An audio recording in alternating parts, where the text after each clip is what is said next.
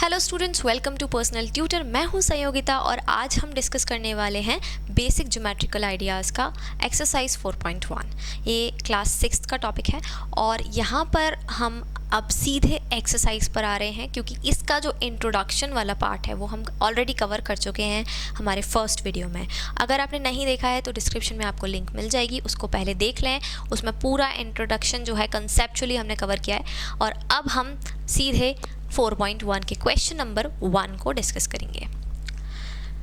Question number 1 में हमें यहाँ पर जो गिवन है वो है use the figure to name. एक फिगर दिया है, उसे हम पहले ड्रॉ कर लेते हैं। यहाँ पर इस तरह से एक लाइन है, इसमें एक इस तरह से है और नेमिंग की है यहाँ पर D, E, O and B and this one is C। ये फिगर है और आपको कुछ चीज़ें इस फिगर को ऑब्जर्व करना है, देखना है और कुछ चीज़ें आपको यहाँ पर बतानी है। मैं टर्म्स ऐसे टर्मिनोलॉजीज़ जो है वो मैं यूज़ करने वाली हूँ जो मैंने इंट्रोडक्शन में काफ़ी डिटेल में समझाई है, इसलिए उस वीडियो को ज़रूर देखिए। चलिए स्टार्ट करते हैं। सबसे पहले ए में हमें पूछा गया है 5 पॉइंट्स। हम जानते हैं पॉइंट क्या होता है और पॉइंट को कैसे पहचानते हैं, राइट। तो यहाँ पर हमें 5 पॉइंट्स बताने हैं।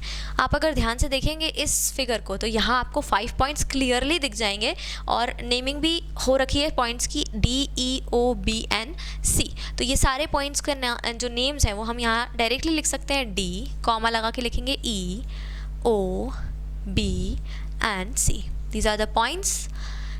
Next question is a line। In question number B हमें एक लाइन बतानी है। अब ये बहुत टिपिकल है क्योंकि यहाँ आपको लाइन सेगमेंट, रे तीनों के बारे में पता होना चाहिए, तभी आप डिटेक्ट कर पाएंगे कि लाइन कौन सी है। हमने पढ़ा था ये कि भाई एक लाइन जो होती है हमें उसका इनिशियल पॉइंट और हमें उसका एंडिंग पॉइंट दोनों ही पता होते हैं, राइट। तो बस हमें एक ऐसी लाइन ढूंढनी है जिसमें इनिशियल पॉइंट और एंडिंग पॉइंट दोनों पता हो। तो यहाँ ये एक लाइन है जिसमें ये D से शुरू हो रही है और B पर ख़त्म हो रही है। तो लाइन को हम कैसे लिखते हैं, लाइन को हमें लिखना कैसे रहता है, मैथमेटिकली कैसे रिप्रेजेंट करते हैं, इस तरह से D एंड B। तो ये हो गई लाइन DB। आप BD भी लिख सकते हैं, ठीक है। और आप अगर देखें तो यहाँ पर और भी एक से ज़्यादा भी इसके आंसर हो सकते हैं, जैसे E से शुरू होकर B पर भी एंड हो सकती है। So E would be the initial point, B would be the last point.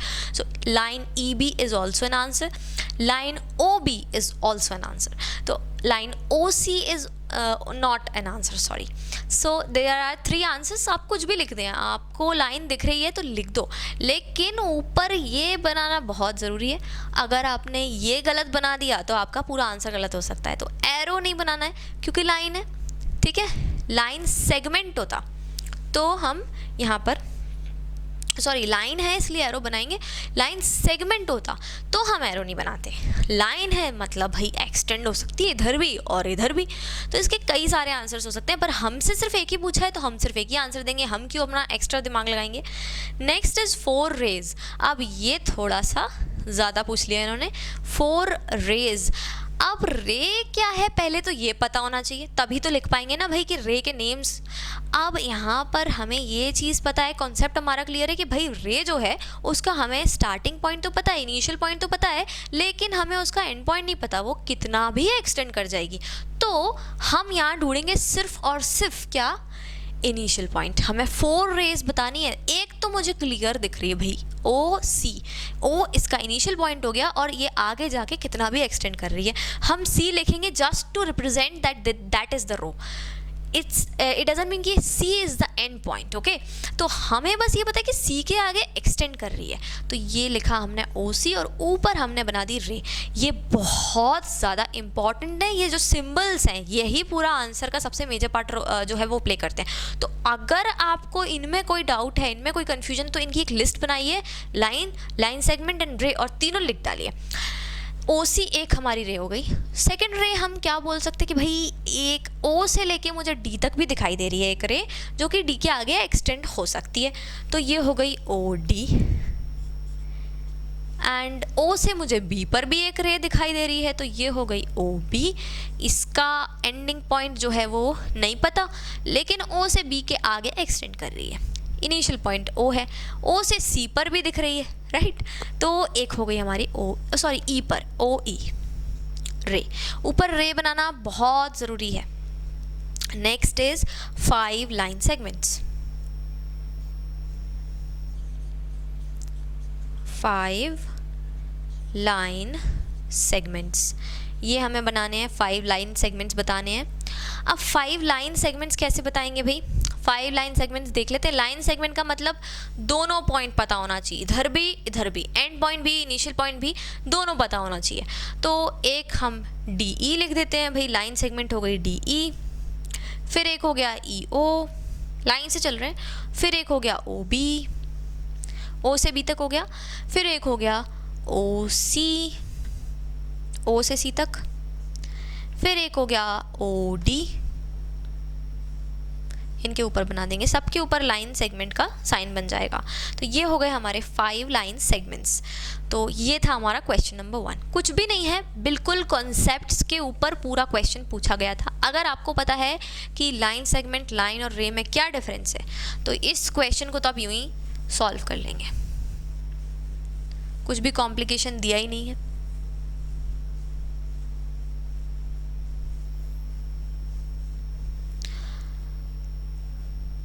अब हम आएंगे क्वेश्चन नंबर 2 पर। क्वेश्चन नंबर 2 में क्वेश्चन है, name the line given in all possible 12 ways choosing only 2 letters at a time from the given points। हमें एक simple सी line draw की हुई है, ये इस तरह से लाइन सेगमेंट, ये ए है, ये बी है, ये सी है और ये डी है। अब यहाँ उन्होंने बोला है कि आपको इस लाइन के अलग अलग नाम बताने हैं। 12 देयर आर 12 पॉसिबल वेज जिसमें आप इस लाइन को जो है डिनोट कर सकते हो, रिप्रेजेंट कर सकते हो मैथमेटिकली। वो पूरे बताने हैं आपको, और आप एक बार में 2 ही लेटर्स का यूज़ करोगे। वो तो ऑब्वियस है कि भाई लाइन सेगमेंट बताना है, लाइन बताना है, 2 ही लेटर्स का यूज़ होता है। तो यहाँ पर हम देखते हैं पहले ए से कितनी लाइन्स बन रही हैं, ठीक है। तो ए से शुरू करेंगे। देखिए ए से सबसे पहले यहाँ रुक जाते हैं बी पर। तो एक तो हमारी लाइन बन गई ए बी। अब ये लाइन है तो ऊपर हमें लाइन बनानी है। लाइन सेगमेंट होता तो हम सिर्फ लाइन ड्रॉ करते, लेकिन ये लाइन है तो हम ये जो एरोज देख रहे हैं आप, तो एरोज ड्रॉ करेंगे। ये हो गई फर्स्ट। अब ए से और आगे अगर जाएं तो सी तक भी एक और बन रही है, ये हो गई सेकेंड। फिर ए से और आगे जाएंगे तो डी पर भी बन रही है, तो ये हो गई ए डी, ठीक है। अब हम शुरू करेंगे बी से। बी से पहले इस तरफ चलते हैं, फिर आगे चलेंगे। बी से पहले इस तरफ जाएंगे तो बी ए बन जाएगी। बी से इस तरफ जाएंगे तो बी सी बन जाएगी, और इधर जाएंगे तो बी डी भी बन जाएगी। नेक्स्ट सी पर आएंगे। सी से पहले इस तरफ जाएंगे, फिर इधर, तो पहले सी से यहाँ जाएंगे तो सी ए बनेगी। फिर आप जाएंगे सी से बी पर तो सी बी बन जाएगी। फिर आप जाएंगे सी से डी पर तो सी डी बन जाएगी। फिर अगेन हम क्या करेंगे डी से। अब डी से इधर, इधर तो कुछ है नहीं तो डी से इधर ही जाना है, तो डी से आप ए पर जाएंगे तो ये डी ए हो गया। डी से बी पर जाएंगे तो डी बी, और डी से सी पर जाएंगे तो हो गया डी सी। ये हो गई हमारी लाइन सेगमेंट्स, सॉरी लाइन्स हो गई 3 3 3 3। ये हो गई पूरी 12 लाइन्स। तो आप देख सकते कि भाई एक ही लाइन को हमने 12 अलग अलग तरीक़ों से डिनोट कर दिया है। बस यही तो है मैथ्स। मतलब आप कितने सारे तरीक़ों से यहाँ पर लाइन्स बता सकते हैं एक ही लाइन को, कि ये देखिए यहाँ से यहाँ तक भी एक ही लाइन है, ये सेम लाइन है। मतलब वो एक लाइन में से 12 लाइन अलग अलग निकल के सामने आ गई।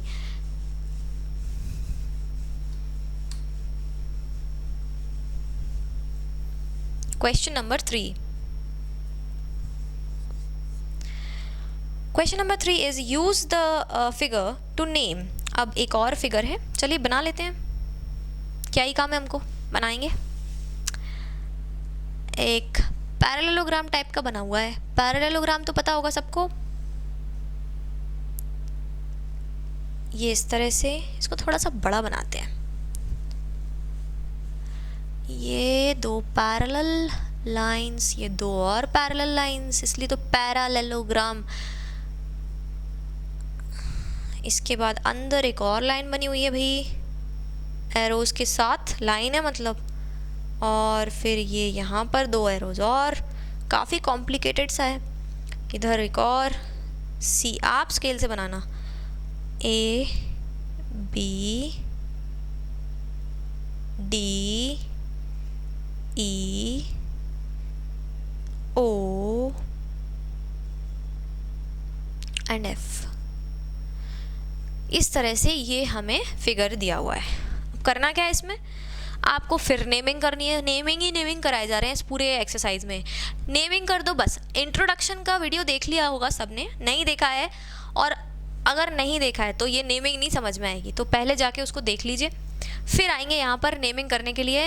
ए में क्या नेमिंग करनी है भाई, लाइन कंटेनिंग पॉइंट ई, लाइन कंटेनिंग पॉइंट ई, बहुत स्पेसिफिकली पूछ लिया है। Point E, let's see, point E, where is the point E? There it is. Point E वाली लाइंस बतानी है, चलिए देखते हैं। E एक तो इस लाइन में दिख रहा है मुझे, FE, ठीक है, तो भाई FE लिख देते हैं इसके आंसर में, FE। अब ये है क्या, लाइन है, तो एरो लगा देंगे ऊपर इस तरह से। नेक्स्ट इज ED, ED में भी दिख रहा है, तो ED लिख देते हैं एरो लगा के, क्योंकि भाई लाइन है तो एरो तो लगना ही है। E के बाद फिर B तक आ जाएंगे तो फिर EB हो गया, काफ़ी बोरिंग हो गया। E से इतने सारे लाइंस बन रहे हैं, EA। अब मैंने यहाँ 4 आंसर लिखे, उन्होंने नहीं कहा था 4, लेकिन मैंने लिखे, आपके लिए लिखे। तो आपको भी ध्यान रखना है कि भाई अगर एक पूछा है ना तो एक ही लिखना, इन चारों में से कोई भी एक आंसर आपका सही होगा, आपको 4 लिखने की ज़रूरत नहीं है। अगर वो बोलते 4 lines containing E, then you would have to write all 4, but you not asking for 4, okay. So आपको सिर्फ एक पॉइंट लिख देना, काम हो जाएगा आपका। बी पर आएंगे, बी में क्या पूछ लिया है, लाइन पासिंग थ्रू ए, फिर से सेम क्वेश्चन पूछ रहे हैं, अल्फ़ाबेट चेंज कर करके, लाइन पासिंग थ्रू ए। अब ऐसी लाइन बतानी है जो कि ए से होके जा रही हो, ए से होके इतनी सारी लाइंस जा रही हैं। अभी हमने इसके पहले वाले क्वेश्चन में 12 अलग अलग नेम्स लिखे थे ऐसी ही एक लाइन के, राइट। तो बहुत सारे आंसर्स हो सकते हैं, पर यहाँ उन्होंने लाइन बोला है तो एक लिखेंगे। अब मैं भी 4 नहीं लिखूंगी, तो ए ई लिख देते हैं। आप ए बी भी लिख सकते हैं, ए डी भी लिख सकते हैं, बी ए भी लिख सकते हैं, डी ए भी लिख सकते हैं, ई ए, पूरी एकदम पजल बन गई है। तो कुछ भी लिख सकते हैं आप यहाँ पे, ए बी लिख देते हैं। चलिए A B is a line that is passing through the point A, ठीक है।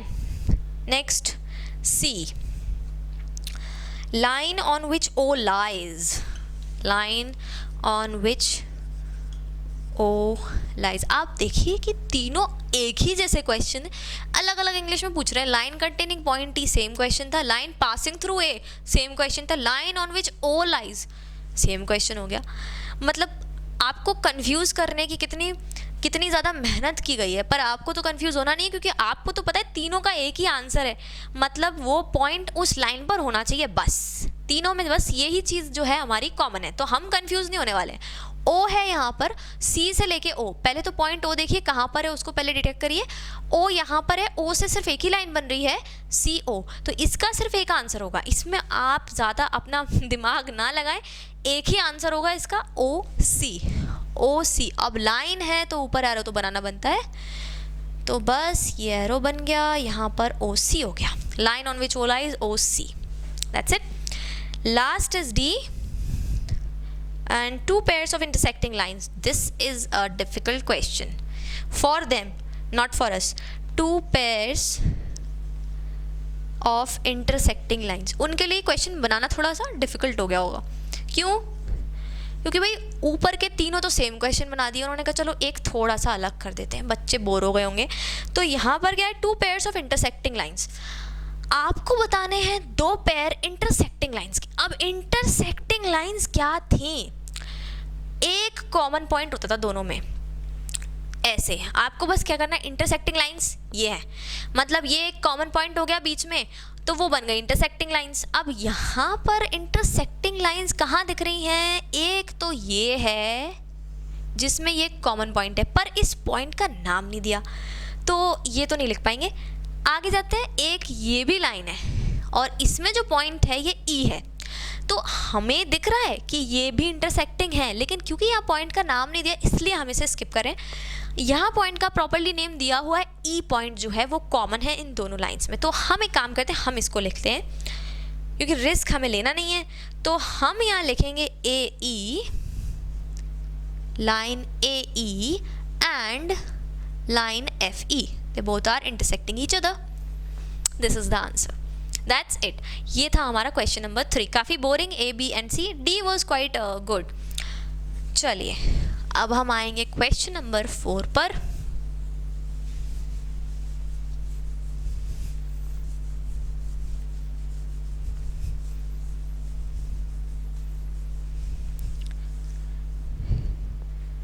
Question number 4. How many lines can pass through one point? Okay, दो क्वेश्चन है इसमें, सब क्वेश्चन है। पहला क्वेश्चन पूछा है कि भाई how many lines can pass through one point? Let's see, करके ही देख लेते हैं, बहुत फ्री है, करके देखेंगे। चलिए पॉइंट बना दिया, अब देखते हैं कि भाई कितनी लाइंस इससे पास थ्रू हो रही हैं। चलिए ये एक हो गई, ये दूसरी, ये तीसरी हो गई, चौथी, 5, 6, 7, 8, 9, 10, 11, 12, 13, 14, 15, 16, 17, 18, 19, 20, so many lines। ये जो है ये एक मैजिक है। यहाँ पर एक पॉइंट अगर आपने ड्रॉ किया है ना, एक पॉइंट अगर आपने बनाया है, तो उससे जितनी लाइंस आप काउंट कर सकते हो उतनी लाइंस ड्रॉ हो जाती हैं, ठीक है। तो यहाँ पर आप कितनी भी लाइंस ड्रॉ कर लो, ये कभी ख़त्म ही नहीं होगी। जैसे आपकी काउंटिंग कभी ख़त्म नहीं होती ना, ऐसे ये लाइंस भी ख़त्म नहीं होती। इसलिए इस क्वेश्चन का सिर्फ एक ही आंसर है, अनकाउंटेबल, क्योंकि भाई काउंट ही नहीं कर सकते कि कितनी लाइंस ड्रॉ हो रही हैं एक पॉइंट से। और इसका काउंटर क्वेश्चन आता है हमेशा। काउंटर क्वेश्चन मतलब कि भाई इसको एक चैलेंज करने वाला एक और क्वेश्चन हमेशा इसके साथ में चिपका हुआ आता है, एकदम फ्री आता है इसके साथ में। वो पूछते हैं बी में हमेशा 2 पॉइंट्स ज़रूर पूछेंगे, अगर 1 पॉइंट पूछा है ना तो 2 पॉइंट्स तो पूछेंगे ही पूछेंगे। तो यहाँ पर ये काउंटर क्वेश्चन क्या है, एकदम ऑपोजिट। चलो 2 लाइंस बना लेते हैं, ये सॉरी 2 पॉइंट्स बना लेते हैं, 2 पॉइंट्स। अब लेट्स सी कि 2 पॉइंट्स से कितनी लाइंस ड्रॉ हो सकती हैं, ठीक है। तो ये तो भाई एक लाइन जैसे हम बनाते हैं वैसे बना दी हमने, ये पॉइंट ए था, ये पॉइंट बी था, ये एक लाइन ड्रॉ हो गई। अब क्या दूसरी लाइन ड्रॉ हो सकती है क्या? इसके ऊपर ही जाएगी, फिर इसके ऊपर जाएगी, फिर इसके ऊपर जाएगी, क्योंकि कोई और तरीका ही नहीं है ना, ये तो लाइन ही नहीं बची, ये भी लाइन नहीं बची, लाइन तो सिर्फ यही थी। मतलब there is only 1 line which can be drawn with 2 given points. तो ये अनकाउंटेबल था और ये हो गया ओनली 1। आप चाहें तो ओनली ना लिखें, अकेला 1 लिख दें, या सिंगल भी लिख सकते हैं। तो इस तरह से ये फैक्ट है दो कि भाई एक अगर पॉइंट है तो उससे तो आप अनकाउंटेबल लाइंस खींचते जाओ खींचते जाओ खींचते जाओ, लेकिन अगर 2 पॉइंट्स हैं तो सिर्फ एक लाइन बन पाएगी, ठीक है। ये आपका ट्रू फॉल्स और MCQs में सबसे ज़्यादा आने वाला क्वेश्चन है इस चैप्टर का, question number 4। Next one is question number 5। Let's see question number 5 में अब उन्होंने थोड़ा सा क्राफ्टी वर्क दे दिया है, ड्रॉ करना है अब आपको। तो ए वाला देख लेते हैं, point P lies on AB, point P lies on AB। कुछ तो मैंने गलत पढ़ा यहाँ पे, क्या गलत पढ़ा? Point P lies on line segment AB। Line segment hidden है, कहाँ हिडन है? इधर, इसके ऊपर। तो ये आपको नहीं भूलना है, ये बच्चे बहुत स्किप करते हैं, आप नहीं करेंगे। आपको क्या याद रखना है कि भाई ये है ना, इसका मतलब यह होता है लाइन सेगमेंट होता है, मतलब लाइन सेगमेंट बनेगी, लाइन नहीं बनेगी, रे नहीं बनेगी, क्या बनेगी? Line segment. और पॉइंट P बना देना है उसके ऊपर। तो चलिए लाइन सेगमेंट बना लेते हैं, A ये हुआ बी। लाइन सेगमेंट होता क्या था? लाइन सेगमेंट मतलब इनिशियल पॉइंट एंडिंग पॉइंट दोनों हमको पता है, हम उसको कहीं एक्सटेंड होने ही नहीं दे रहे हैं, ठीक। तो ये हमारी लाइन सेगमेंट बन गई ए बी। अब इसके ऊपर बनाना है पॉइंट पी। कहाँ बनाना है उन्होंने बोला ही नहीं, कहीं भी बना लो, बीच में बना लेते हैं। तो ये हो गया point P, very easy. Number B देखेंगे। नंबर बी में क्या था? X Y. अब एक्स वाई जो है वो मुझे ऐसा दिख रहा है, थोड़ा थोड़ा ऊपर एरो लगा हुआ है। एक्स वाई मतलब ये हो गई line X Y, right. Line X Y and line P Q. Again मैं बार बार इतना फोर्स देके लाइन सेगमेंट पढ़ रही हूँ जिससे आप बिल्कुल नहीं भूलेंगे। Intersect at M, intersect at M. Intersect जहाँ आ गया वर्ड, यहाँ ऐसे कर लेना है। इंटरसेक्शन का मतलब क्या भाई? कि काट रही है एक दूसरे को कहीं ना कहीं। तो एक्स वाई जो है ये एक लाइन है, पी क्यू है एक लाइन है, सेगमेंट नहीं है, लाइन है, मतलब एक्सटेंड भी करके दिखाना ही पड़ेगा। तो यहाँ पर क्या करेंगे? एक्सटेंड करेंगे। एक्स वाई, एक पॉइंट एक्स बना, एक पॉइंट वाई बना, दोनों को एक्सटेंड कर दो दोनों तरफ से।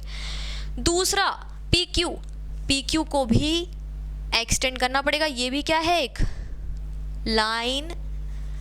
Next eight M. अब ये कहाँ इंटरसेक्ट हो रहे हैं भैया? एम पर हो रहे हैं तो एम बना दिया, एन पर होते एन बना देते। कुछ भी आपको अगर स्मॉल लेटर में भी दिया है ना तो कंफ्यूज नहीं होना है।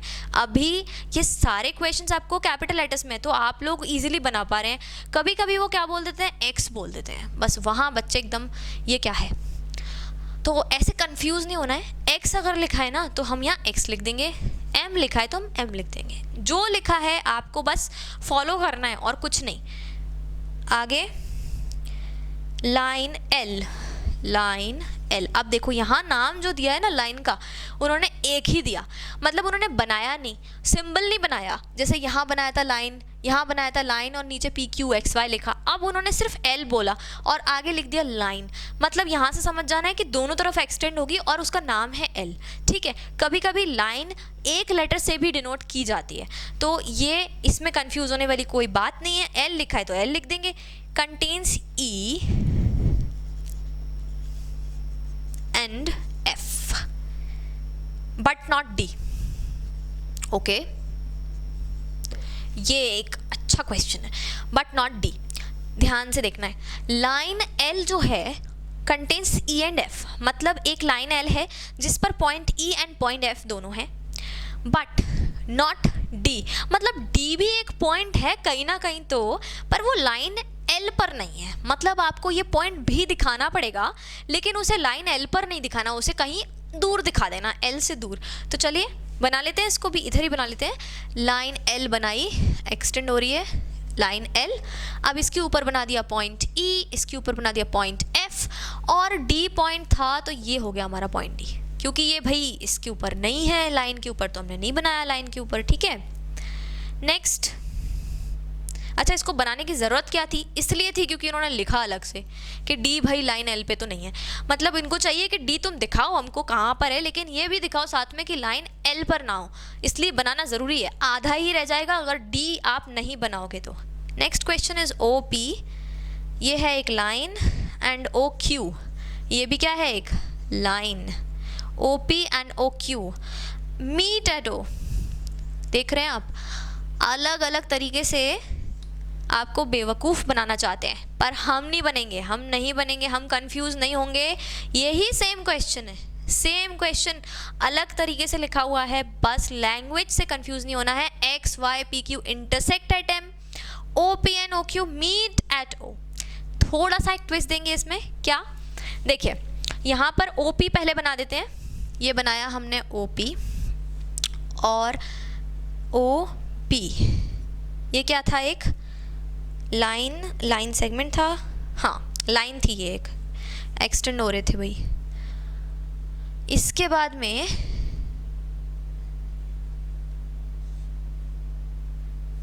यहाँ से एक और बना ओ क्यू, क्यू को हम यहाँ बना लेते हैं। अब ये इसमें O P and O Q, इसमें आप देख रहे हैं ओ जो है वो कॉमन है, मतलब ये दोनों लाइंस जो हैं ये अपना इनिशियल पॉइंट जो है वो शेयर कर रही हैं, इनका दोनों का एक ही इनिशियल पॉइंट है, ठीक है। तो बस हमने क्या किया, एक इनिशियल पॉइंट ले लिया, एक तरफ ये बना दी, एक तरफ ये बना दी, तो बन गया हमारा OP and OQ meet at O। Intersect करती तो हम थोड़ा और एक्सटेंड कर देते, पर ये मीट हो रही है मतलब मिल रही है, मतलब इनका एक ही पॉइंट है। तो बस यहाँ पर ये क्वेश्चन ख़त्म हो गया है और इस क्वेश्चन के साथ में ये एक्सरसाइज भी हमारी ख़त्म हो गई है। आई होप कि आपको सारे क्वेश्चंस अच्छे से समझ में आए होंगे। कोई भी डाउट्स हैं तो आप उन्हें कमेंट्स में ज़रूर पोस्ट कीजिए। मिलते हैं नेक्स्ट वीडियो में कुछ नए कॉन्सेप्ट्स के साथ, तब तक के लिए thank you and good bye.